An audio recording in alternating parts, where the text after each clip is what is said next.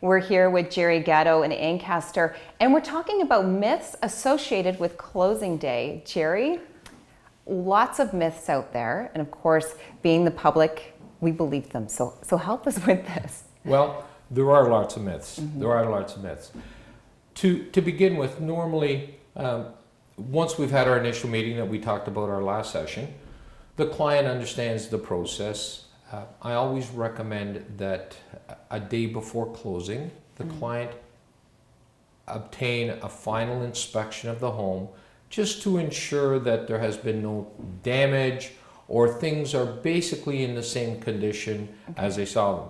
Make sure boxes are packed, make sure it looks like the people are leaving, because we've had situations where people haven't packed and nothing's left and nothing's occurred.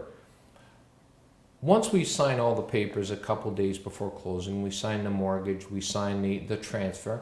On the day of closing, what traditionally happens is we will arrange to have our money couriered over to the other lawyer acting for the vendor.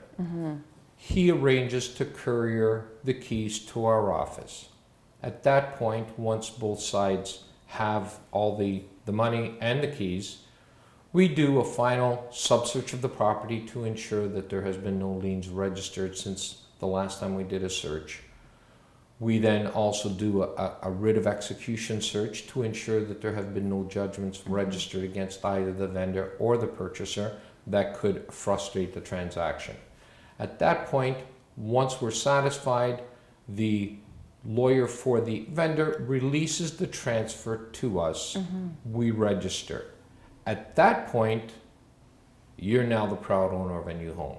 Okay, so I thought on closing day, again going back to myths, I was just getting a key at a certain time because the person didn't have to be out of my home that I purchased till like 6 o'clock at night, and that's it. But you're doing a lot. You actually do a lot on closing day. We do a lot. We coordinate. I always say to my clients, the lawyer at the end of the day, to use a football analogy, is the quarterback. He coordinates you getting your home. The myth about what time I have to be out of my home, I've had people say, well, I don't have to leave until 6 o'clock, or I don't have to leave until midnight. That's wrong. In law, once the transfer has been registered and the vendor has your money, you're now the proud owner of that home. No different than when you purchase a car. If I come to you and you've got a brand new Ferrari, Tracy, and I'm buying it from you, and once I give you the $100,000 for the Ferrari and you give me the keys, you don't get to drive the Ferrari anymore. It's my car. I get to drive it away.